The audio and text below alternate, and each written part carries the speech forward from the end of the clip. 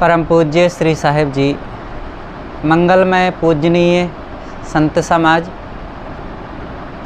सम्माननीय भक्त सज्जनों, भक्तिमयी ममता मूर्ति माताओं बहनों, प्यारे बच्चों,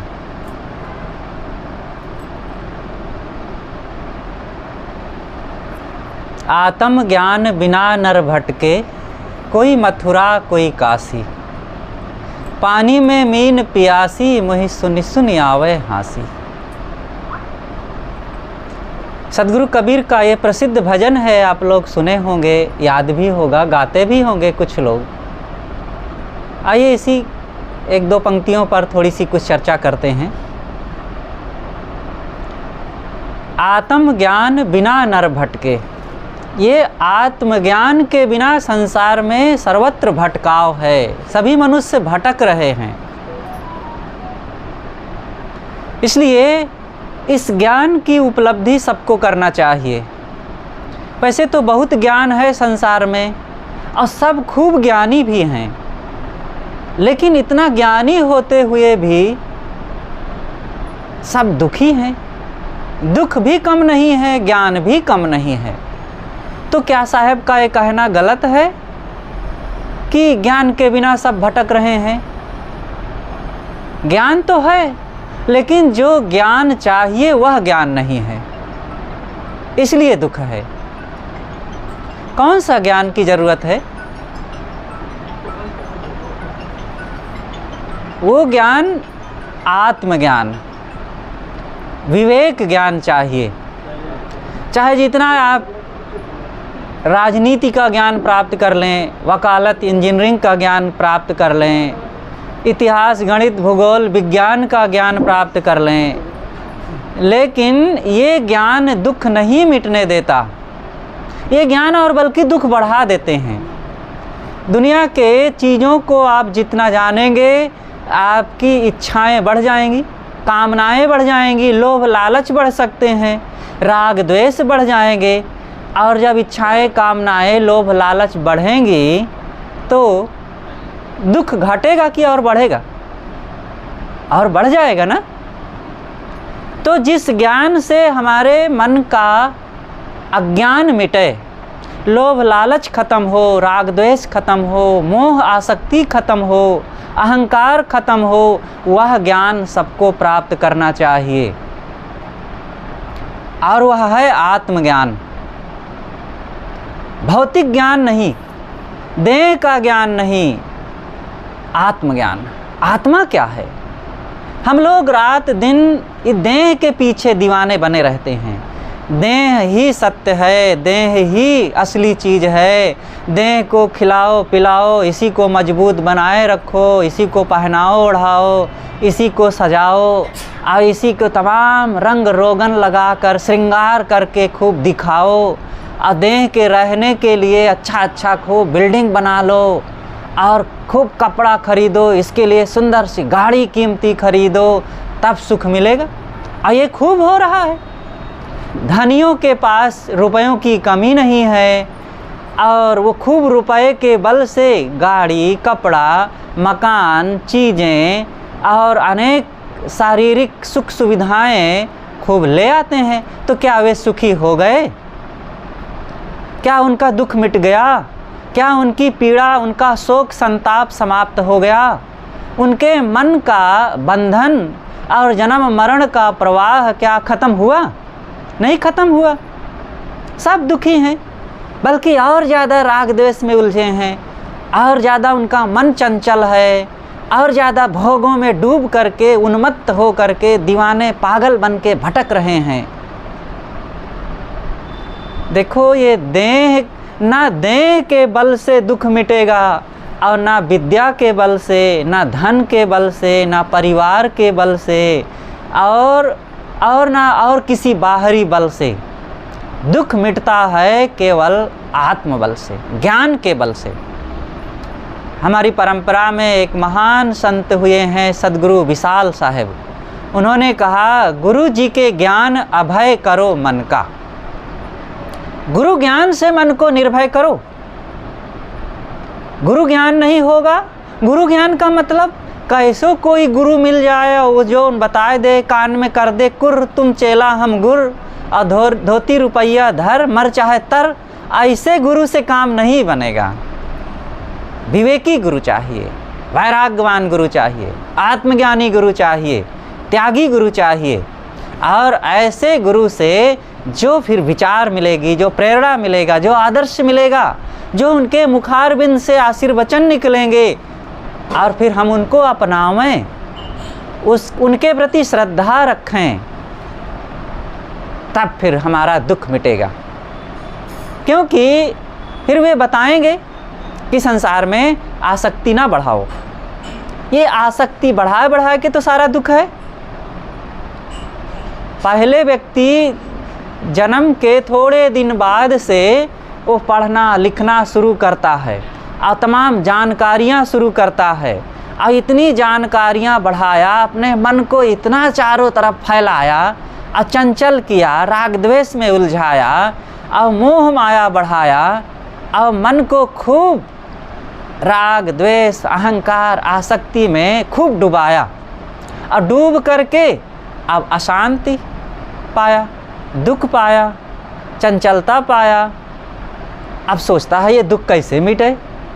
तब कहीं देवी देवता पूछता है, मिट्टी पत्थर पूछता है, अब मंदिर मस्जिद जाता है, गंगा में स्नान करता है, तो कहीं और द्वारिका प्रयागराज हरिद्वार काशी मथुरा का चक्कर लगाता है। लगाता रहे, इससे कुछ होने वाला है? जहाँ से दुख मिटता है उस बात को समझा नहीं, और जहाँ से दुख बढ़ता है उस बात को समझा नहीं। अब दुखी हो करके अब कुछ भी उपाय करने से दुख थोड़े मिट जाएगा। कारण, किस कारण से दुख होता है, उन कारणों को हम समझें और उन दुखों को हम ख़त्म करेंगे, तब काम बनेगा। इसलिए सही बात को हम जानें, हकीकत को समझें, दुख कहाँ से उत्पन्न होता है, इन चीज़ों को हम समझें, तब काम बनेगा।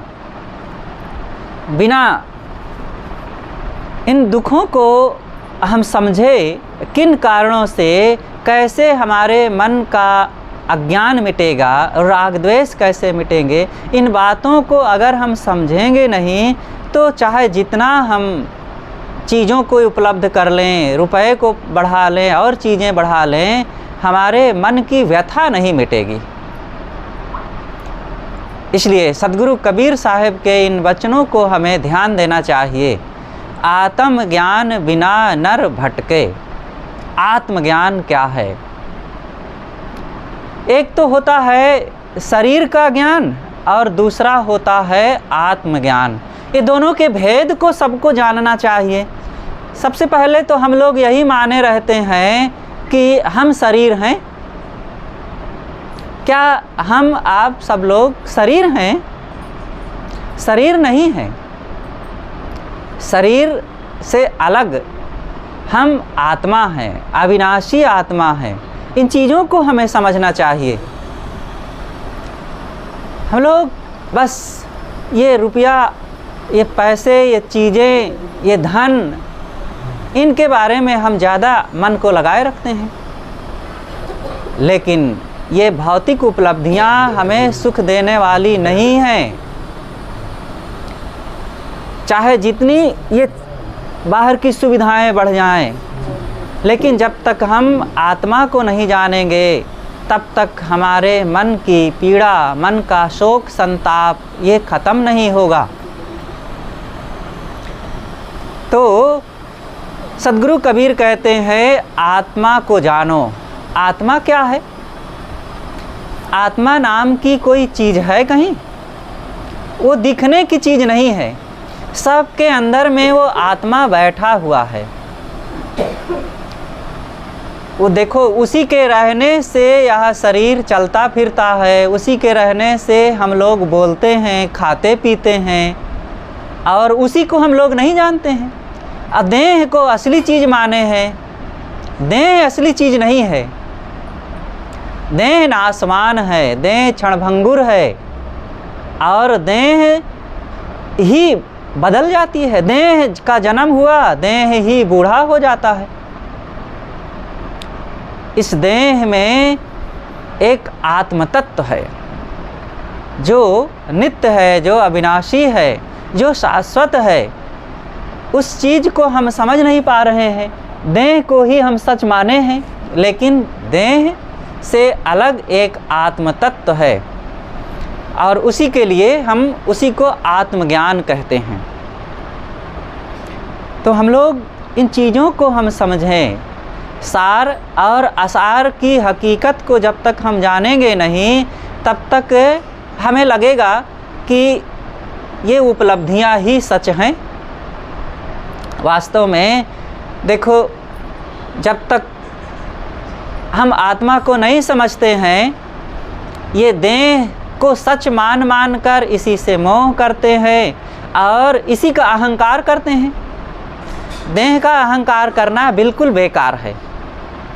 जग में बड़े बड़े अभिमानी जैसे गले बतासा पानी, रावण कंस बलि दुर्योधन बेसुमार वाय, देखो कर विचार आए ना। यहाँ बड़े बड़े अहंकारी आए, देह को सत्य माने, और जब देह को सत्य मानेंगे तो धन सत्य लगेगा, परिवार सत्य लगेगा, बुद्धि सत्य लगेगी और घर सत्य लगेगा, इंद्रियों के भोग सत्य लगेंगे। और फिर इनके लिए, इनको पाने के लिए, इनको बनाए रखने के लिए, इनको बढ़ाने के लिए न जाने क्या क्या पाप करेंगे और फिर वो पाप हमारे ऊपर आकर के नाचेगा दुख बन करके। इसलिए इस देह को नासवान समझना, देह को अपने से अलग समझना सबसे पहले धर्म का काम है। अगर आप सुखी होना चाहते हैं तो देह और आत्मा के भेद को जानना चाहिए। गाड़ी और गाड़ी को चलाने वाला ड्राइवर एक है कि अलग अलग हैं? एक है ना, अलग अलग हैं। इस बात को सब लोग समझ लेते हैं बहुत जल्दी कि गाड़ी अलग है, ड्राइवर अलग है। मकान और मकान में रहने वाला व्यक्ति अलग अलग हैं, इस बात को बड़ी जल्दी सब लोग समझ लेते हैं।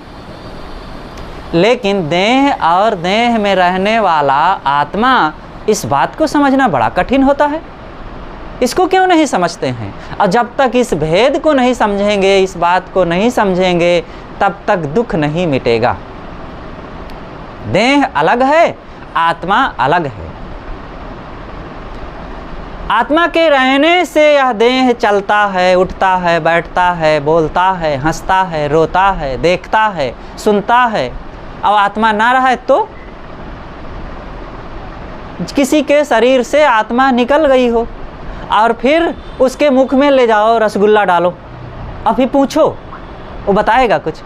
बहुत मीठा लग रहा है, बताएगा ज़रूर ना, क्योंकि जीभ तो है ही है, मुख तो है ही है। बताएगा कि नहीं बताएगा? नहीं बताएगा ना। कान में बढ़िया सा मोबाइल के गीत लगा दो और बताओ कैसे लग रहा है। आँख के सामने टीवी चला दो, अच्छा सा फिल्म, देखेगा वो? नहीं देखा, क्योंकि देखने वाला, सुनने वाला, बताने वाला, चखने वाला तो है नहीं। अब तो यहाँ केवल यंत्री है, यंत्री चला गया, यंत्र पड़ा है। सदगुरु कबीर ने एक जगह कहा है, यंत्र बजावत हाँ सुना, टूट गया सब तार। अयंत्र बेचारा क्या करे जब गया बजावन हार। साहब कहते हैं, मैंने यंत्र को बजते हुए देखा। एक ढोलक थी, एक हारमोनियम, एक तबला को मैंने बजते हुए देखा, लेकिन बजाने वाला जब चला गया तो ढोलक, वो तबला या हारमोनियम पड़ी है ज्यों का त्यों, अब बज ही नहीं रही है, क्योंकि बजाने वाला है ही नहीं है। ऐसे ये शरीर है। शरीर एक यंत्र है, एक साधन है, एक मशीन है, और इस मशीन को चलाने वाला, इस गाड़ी को चलाने वाला, इस बाजा को बजाने वाला कौन है? आत्मा। और उस आत्मा को क्या कहेंगे? वो हम हैं कि कोई हमसे अलग चीज़ है? वही हम हैं जो बोल रहा है, इस शरीर के अंदर जो मैं कह रहा, मैं ये करूँगा, मैं ये नहीं करूँगा, मुझे पसंद है, मुझे नहीं पसंद है, मुझे वहाँ जाना है, मुझे तो वहाँ नहीं जाना है, ये हरदम जो स्वीकारता या अस्वीकारता है वो कौन है? वही तो आत्मा है, वही तो चेतन जीव है। अरे वही तो मैं हूँ। और उस मैं को, उस आत्मा को न जानने के कारण हम रात दिन अपने को देह माने रहते हैं और यही कहते हैं कि मैं ही देह हूँ, मैं ही खाता हूँ। देखो, मैं और मेरा में बहुत अंतर होता है। आप अपने शब्दों का जब विश्लेषण करेंगे तो पता चल जाएगा कि आत्मा और आत्मा से अलग की चीज़ें अलग अलग हैं।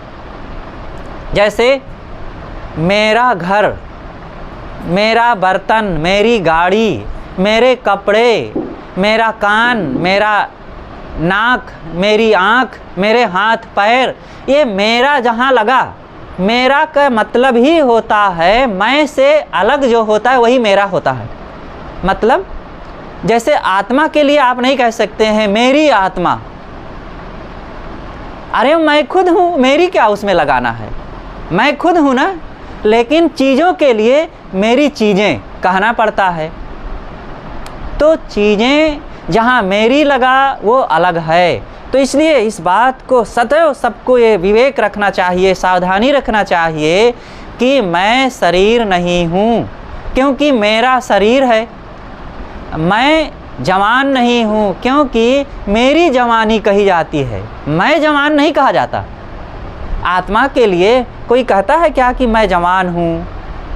आत्मभाव से ऐसा कोई नहीं कहता, देह भाव से कहा जाता है मैं जवान, मैं सुंदर, मैं गोरा, मैं काला, मैं स्त्री, मैं पुरुष। तो ये देह के भाव से है।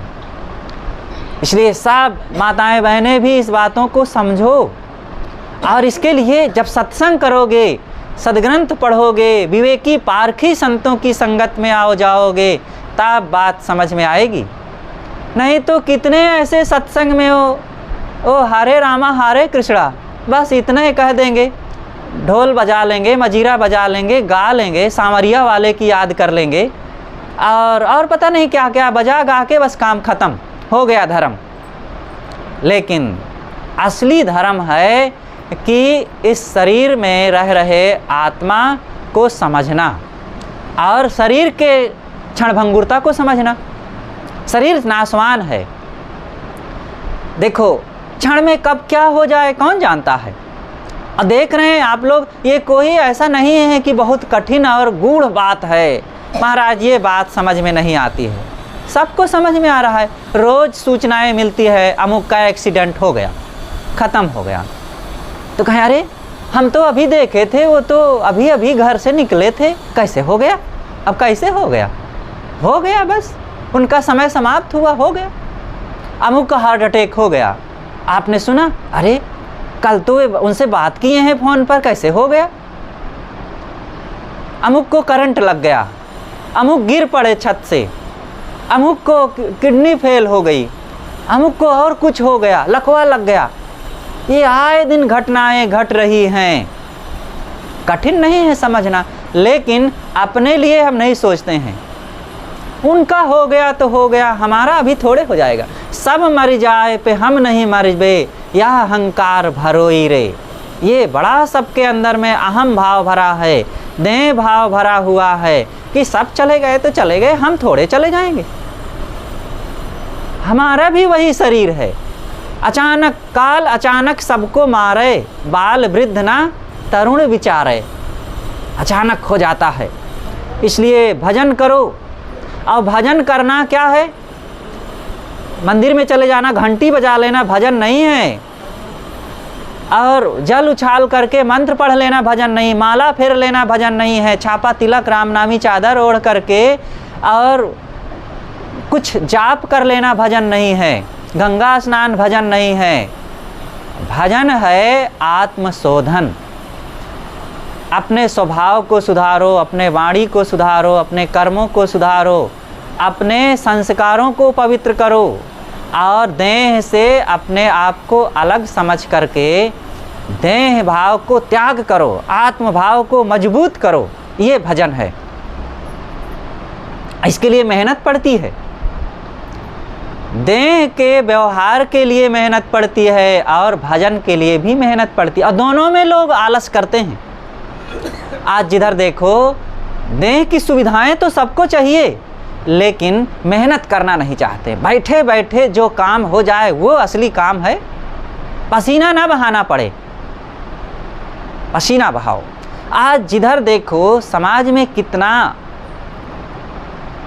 गलत धारणाएं लोगों के जीवन में घर करती जा रही है। वीर्य शक्ति को बहाने में सब लगे हुए हैं। नर नारियों को जिधर भी देखो अपने शरीर की जो असली शक्ति है इसको नष्ट करने में सारा सुख और सबको होड़ लगी हुई है। जिस किसी प्रकार से समाज में ये भ्रष्टता बढ़ती जा रही है और पसीना बहाने से सब कायर बन रहे हैं, उसको बहा रहे हैं जो हमारे शरीर की शक्ति है, जो जिंदगी है हमारी, जिससे हमारा तन मन धन मजबूत होगा, जिससे खुशियाँ बढ़ेगी, जिससे रिश्ते मजबूत होंगे और जिससे शांति मिलेगी, उसी को सब नष्ट कर रहे हैं। जिससे सद्गुण सदाचार बढ़ेंगे उसी को नष्ट कर रहे हैं, और जिससे धन बढ़े, जिससे परिवार में प्रेम बढ़े, वो काम नहीं कर रहे हैं। पसीने बहाओ, मेहनत करो। इन नर नारियों को सबको जहाँ रहो खूब मेहनत करना चाहिए।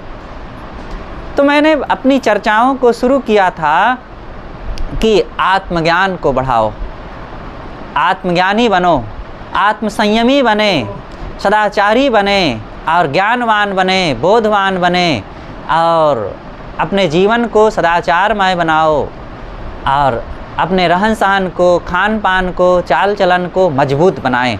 कहीं भटकना नहीं है। हमारे बीच पूज्य संत गुरुजन विराजमान हैं, उनके हम आशीर्वचनों से लाभ लेंगे। और मैं निवेदन करता हूँ हमारे बीच उपस्थित पूज्य श्री साहेब जी से कि आप अपने ज्ञान गंभीर विचारों से हम सबको लाभान्वित करने की कृपा करें। बोलिए सद्गुरु देव की जय।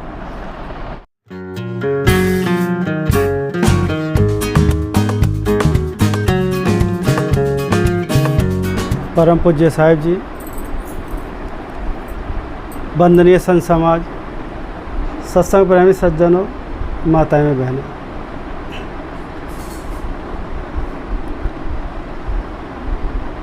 बड़े ही सौभाग्य का दिन है। आज हम संतों के बीच में सत्संग में विराजमान हैं।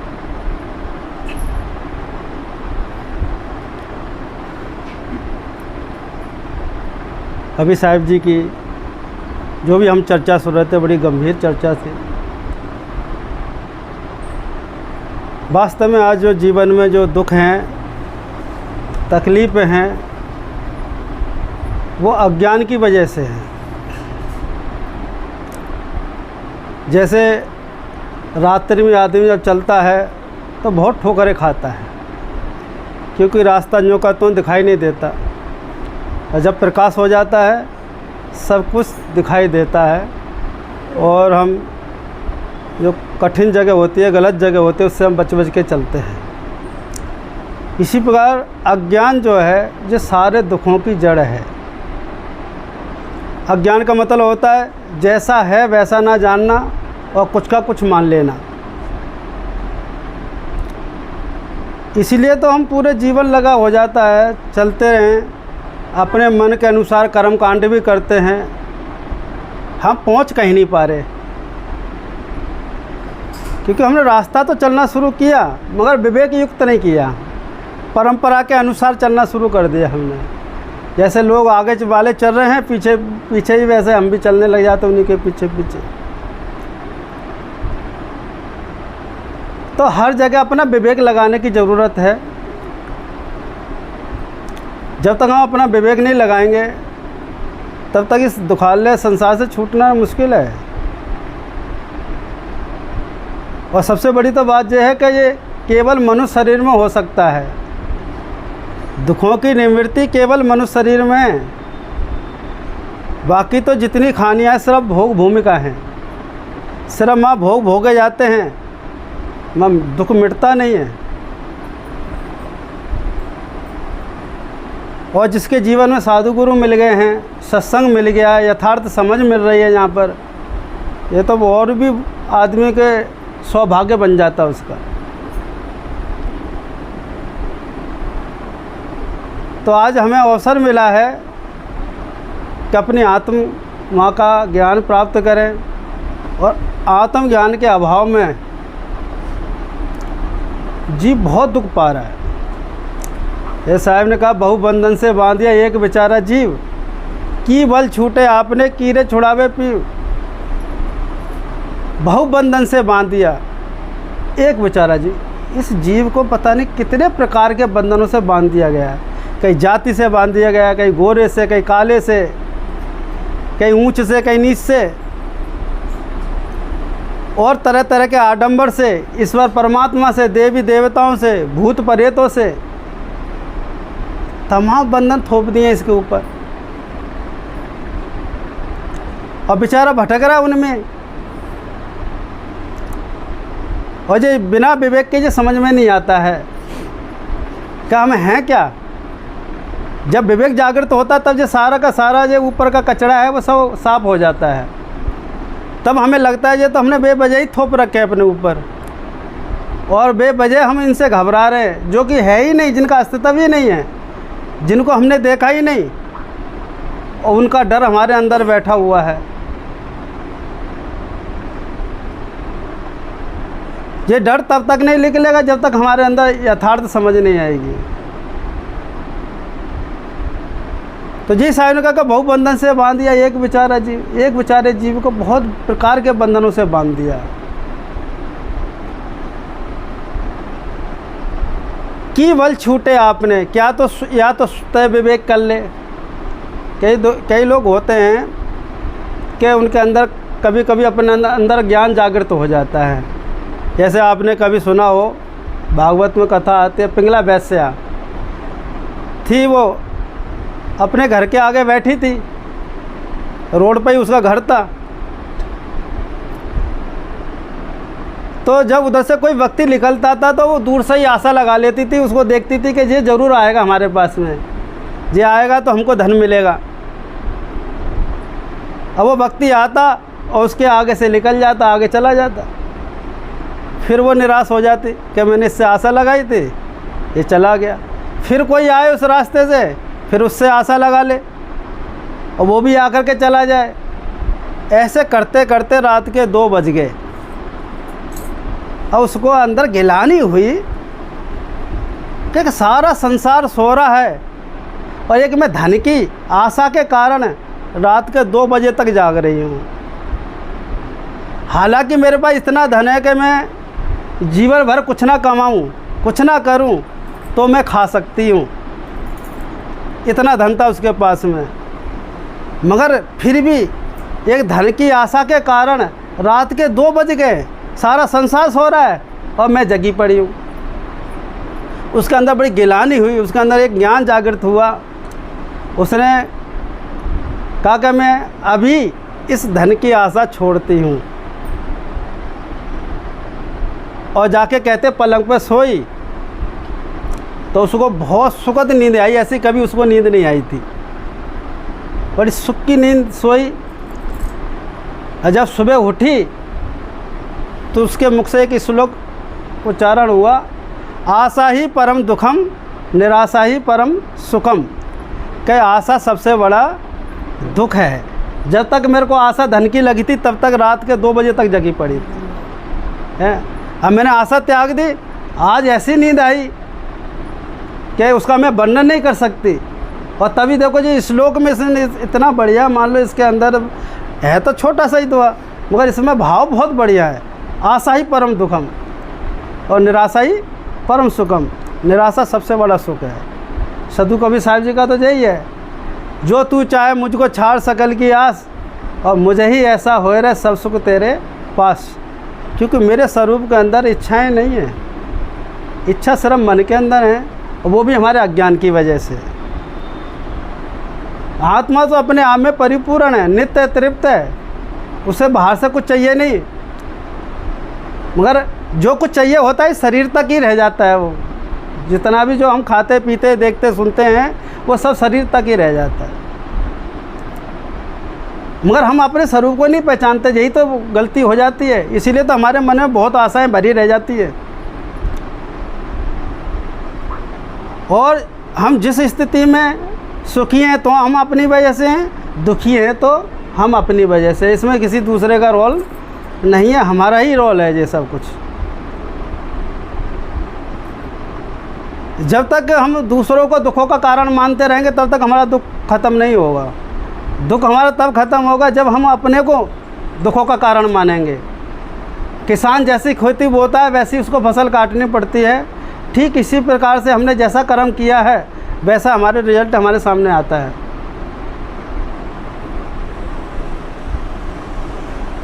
तो कर्मों को अपने सुधारोगे भाई, तुम पे जुल्म है न ईश्वर खुदाई। कि आप कर्म करने में स्वतंत्र हैं, अपने कर्म को सुधारने में स्वतंत्र हैं आप, और बुरा करने में भी स्वतंत्र हैं। तो यहाँ तक बने अच्छा कार्य करें। और एक हमारे अंदर एक प्यास होनी चाहिए। जब तक हमको प्यास नहीं होगी किसी भी चीज़ की तब तक वो चीज़ें हासिल नहीं करते हम, ना होती है वो।